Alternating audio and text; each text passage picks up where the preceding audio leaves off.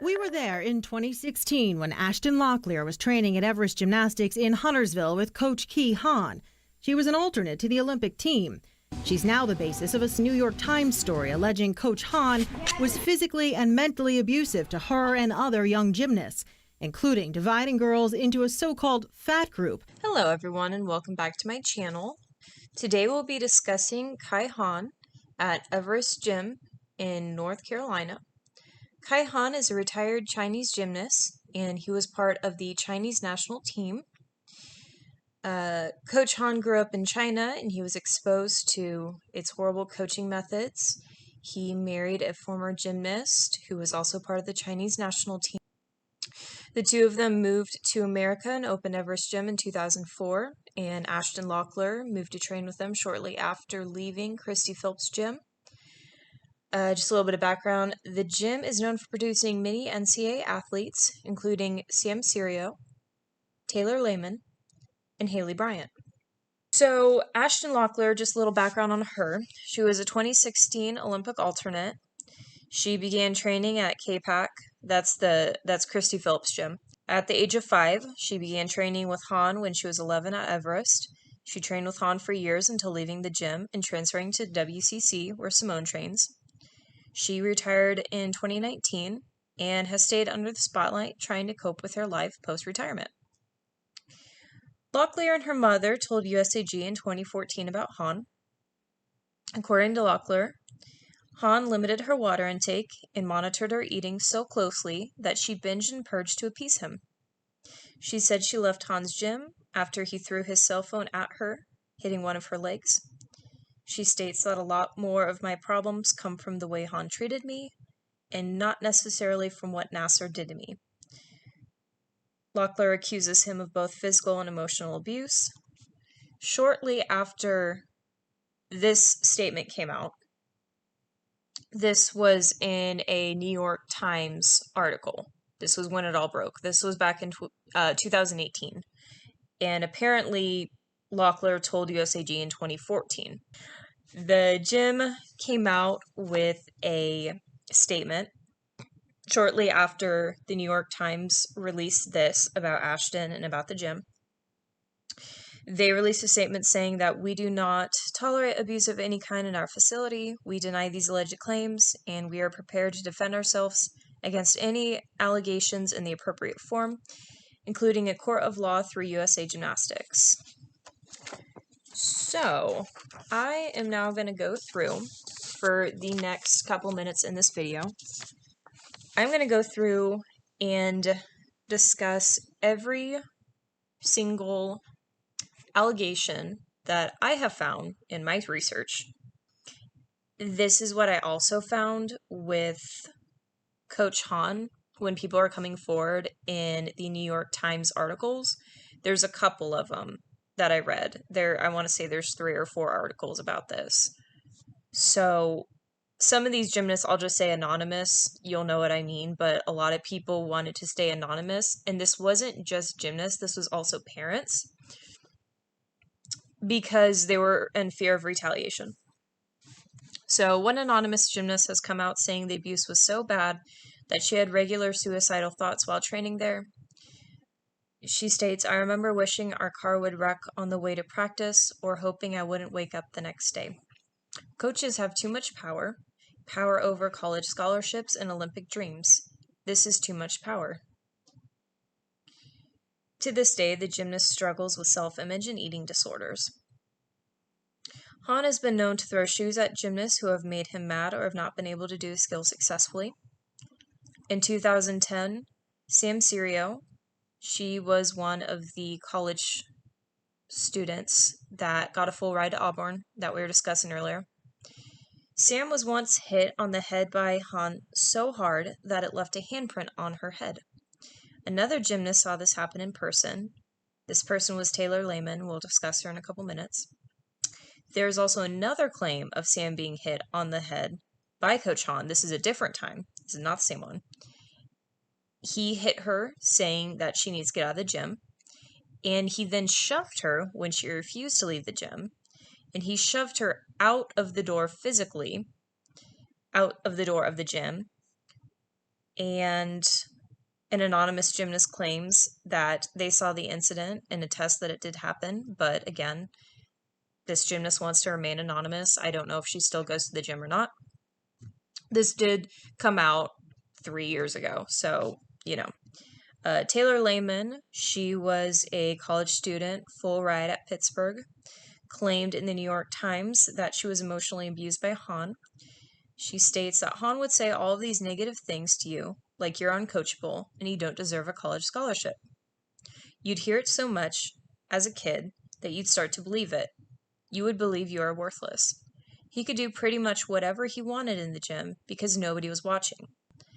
Taylor left the gym when she was old enough to leave because it was so traumatizing for her. There is at least one account of a gymnast being shoved off of the high bar by Han. This gymnast also wishes to stay anonymous. This one, I was kind of confused. I didn't know what they meant by that. I didn't know if they meant by she was on the bar, like she was hanging on the bar, and he physically yanked her off the bar, or if she was standing on the platform and maybe getting ready to jump on it, and he yanked her off the platform. I'm not really sure. Two of his current athletes who wished to speak anonymously about their emotional abuse were worried that Coach Han would retaliate if their identity went public. They were saying that one of them was struggling with depression. Allie George, who is a 4-time all-around champion, quit the sport because she could no longer handle Coach Han's abuse. She states Han would kind of brainwash you into thinking all of his weird ways of disciplining you were normal. Like when he would stretch your shoulders past your breaking point until you screamed but wouldn't stop. Another unidentified NCAA gymnast has stated she now has an eating disorder because of Han's constant fat shaming in the gym. Common remarks of criticism in gymnasts included words like uncoachable, fat, lazy. Now we're going to move on to the parents. These are parents and coach claims. So, one parent states Coach Han hit his daughter when she did not perform well. This parent wishes to be anonymous. Sam Serio's father states he witnessed Coach Han force girls to hold handstands for 10 to 20 minutes if they had done something wrong. He would regularly kick or hit girls physically, kick girls out of the gym on numerous occasions. He made numerous girls cry on a daily basis. Miles Avery and his wife Monica filed a complaint to USAG when Monica witnessed Han kick an injured gymnast with his feet at a meet in Houston, Texas. This was in 2016, and Monica was upset when Safe Sport and USAG didn't give her any updates on the case. Monica and Miles were very disappointed in 2018 when the New York Times article came out because they reached out to Safe Sport, and Safe Sport stated that they do not give out info on active cases. This meant that the case was active for over 2 years. Terry Lehman's mother stated in a video interview, "You have to be tough sometimes, as a coach. You have to condition them sometimes, but I have no reason why someone would physically strike a child." I couldn't even imagine witnessing that. Closed practices were at Everest, so parents didn't know everything that happened in the gym until gymnasts told parents when leaving the gym. Some parents have stated that those who have accused Coach Han and defended him are upset because some girls didn't make the elite team. A Nashville coach stated in a local interview that Han physically kicked Kaylin Morgan after competing on floor. She was injured and sat on the floor after competing, and Han kicked her, saying that she was embarrassing him. Kaylin denies this ever happening, claiming that he is a good coach, but also a tough one. Kaylin's mother also states in the interview that he is a great coach, but a tough coach. An anonymous father of a gymnast stated Safe Sports sent him an email that Han's case was entering its final stage. The representative stated in 2018 that she was planning on calling Han to arrange an interview, and that the report would be concluded in the next 30 days. The lady stated that although they don't typically comment on cases, some cases have been in the system for too long. Safe Sports stated in 2018 that all reports of abuse are taken seriously, and while we must prioritize the most severe allegations, especially those involving minors. The center is committed to reducing the time it takes to get all matters out. Han's lawyer stated shortly after the father got the email in 2018 that he continued to dispute the accusations against him, saying that an army of gymnasts and parents would defend him and that he would cooperate with Safe Sport. The lawyer of Han didn't respond to reporters on whether a Safe Sport investigator had contacted Han to arrange an interview. So nobody ever heard if that happened. One parent states his daughter began to develop an eating disorder shortly after starting at Everest. I think this is I don't think this is the NCAA gymnast. I think this is a different person. It's really upsetting. Now I'm going to go through and read this last statement from a family member. This was Terry Lehman. This is Taylor Lehman's mother. So this is from the article from New York Times. It was August 18th, 2018. Gymnast describes emotional and physical abuse by a prominent coach. This was one of the first articles that came out. So I'm going to read it word for word. It isn't the whole thing. I just took bits and pieces out. So, here we go. Sam Serio, a gymnast on a full athletic scholarship at Auburn, recently confirmed that Han once hit her on the head with such force that he left a handprint on her face. She declined to elaborate on the incident, which occurred in 2012 during her freshman year of high school. Lehman, the former gymnast at Pittsburgh, said she saw Han hit Serio. She said that Han's routine abuse had traumatized her and led her leaving Everest. Terry Lehman, Taylor's mother and a gymnastics judge, said she then filed a disciplinary complaint on behalf of her daughter and her daughter's teammates, who were all minors, with USAG Gymnastics telling the Federation what Han had done to Serio. As a judge, she said she felt it was her ethic duty to report the incident, and she forwarded her letter to other Everest parents asking for signatures for support. But no other parents would confirm that Han had slapped Serio. Han denied abusing Serio or any other gymnast, Terry Lehman said, and threatened to sue her for slander, libel, and defamation of character. Taylor Lehman said she refused to speak to USA Gymnastics investigators because she was terrified that Han would find out. Other parents at Everest began attacking Terry Lehman and issuing appeals for support of Han, writing in one email that Terry Lehman's accusations will only hurt our girl's future in gymnastics if she is allowed to continue. Serio's parents regret what they did next. They sided with Han. The parents, Becky and Mike Serio, said they were telling their story now as a cautionary tale about non-sexual abuse in the sport. They said they had initially confronted Han, and that he had told Mike Serio that the contact was just a tap that didn't hurt her. Han then threatened to ban Sam from the gym if the Serios did not deny the incident, Mike Serio said. The Serios recalled their thought process at the time. It was a serious recruiting season for Sam, and changing gyms would raise red flags for the college coaches. Han had coached Sam since she was 5, and he had taken her very far, within reach of a full ride at a college with a highly regarded gymnastics program. Becky Serio worked at the gym, and the family needed that money. They just had to get through a few more months with Han, they reasoned then, and then they could walk away. So they signed a letter Han had asked them to write, addressed only to whom it may concern. Disputing Terry Lehman's complaint, the Serios then assumed that it had been forwarded to USA Gymnastics. We felt like we had no choice, Mike Serio said, adding that they tried to be vague in the letter's wording. Terry Lehman's complaint died right there. USAG said that they couldn't do anything unless I witnessed it or someone else makes a complaint, Terry Lehman said in a phone interview this month.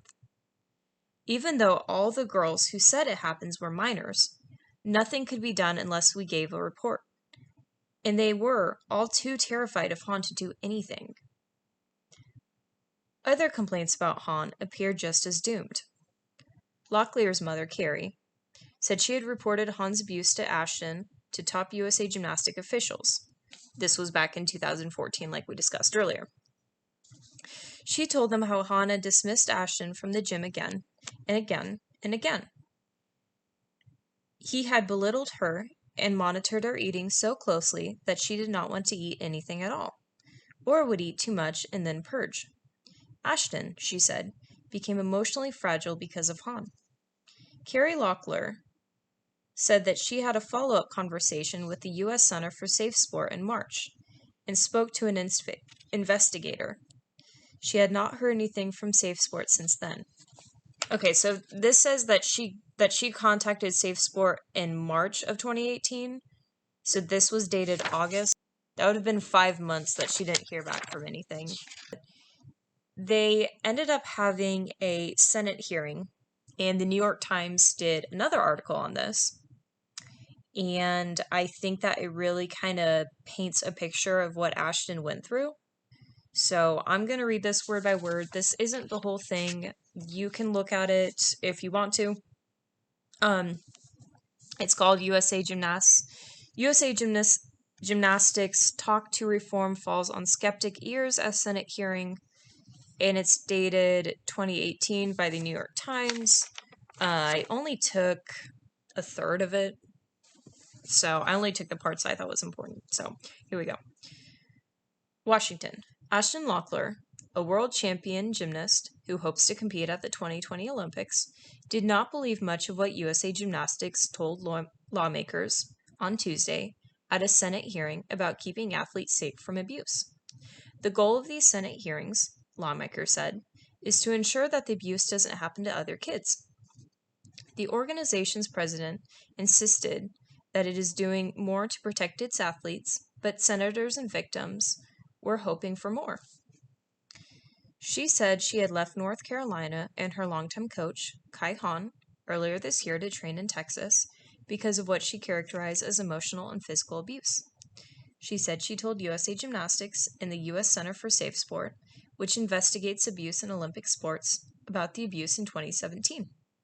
They knew about this abuse and they did nothing, she recalls. USA Gymnastics officials were not available for comment.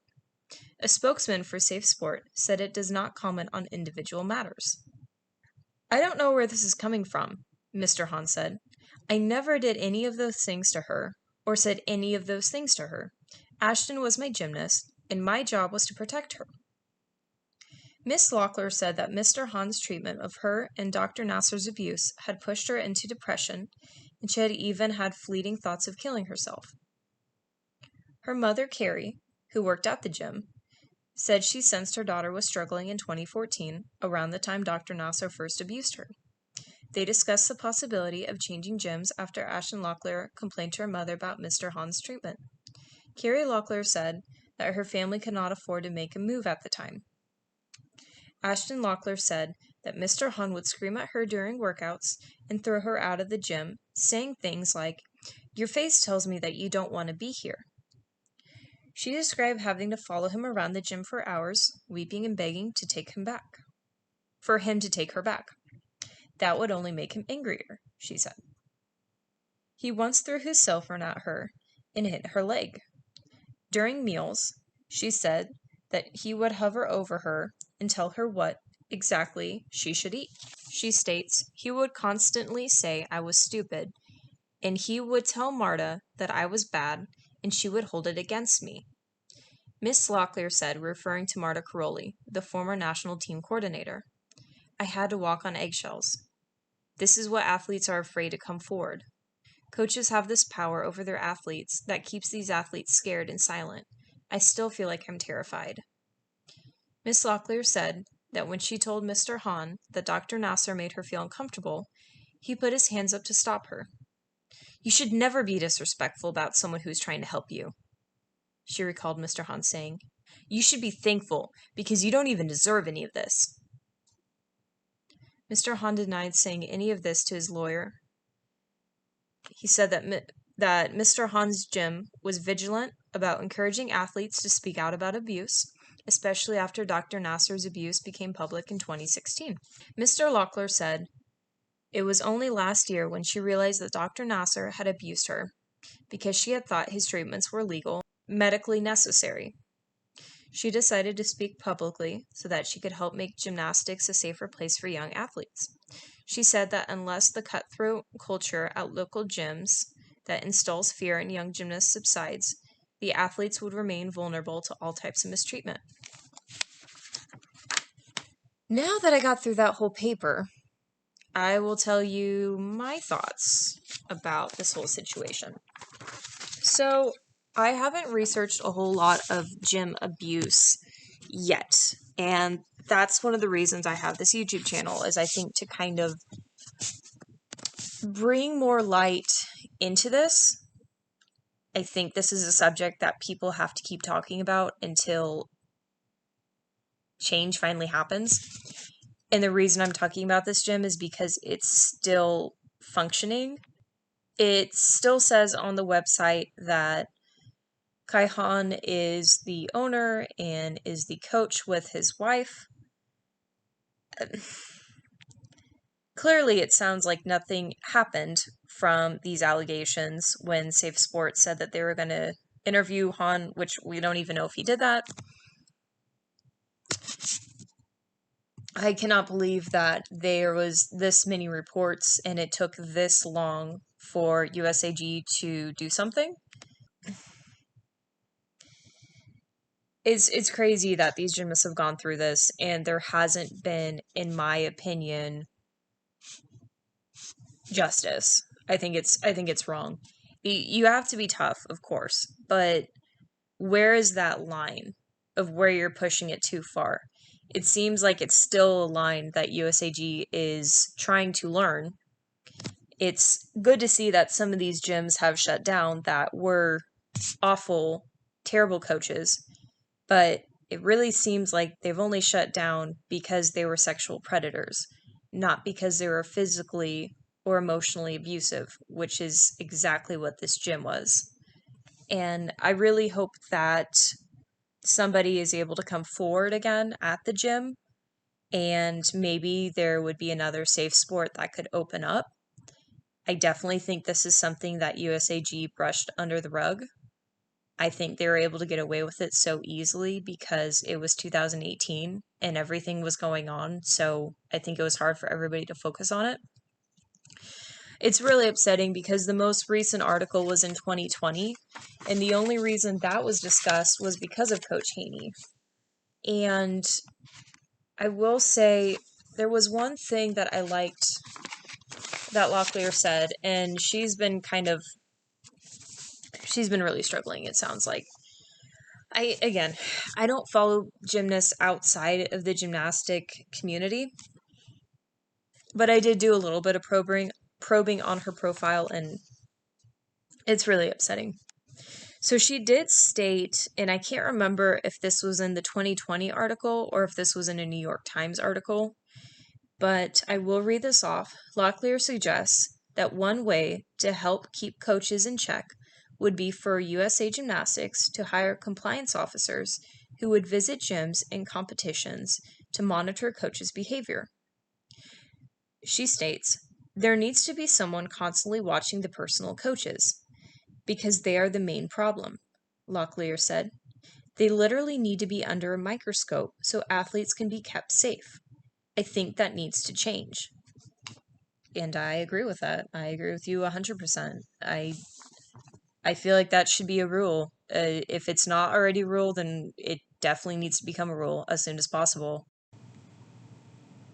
Thank you for watching the end of my video.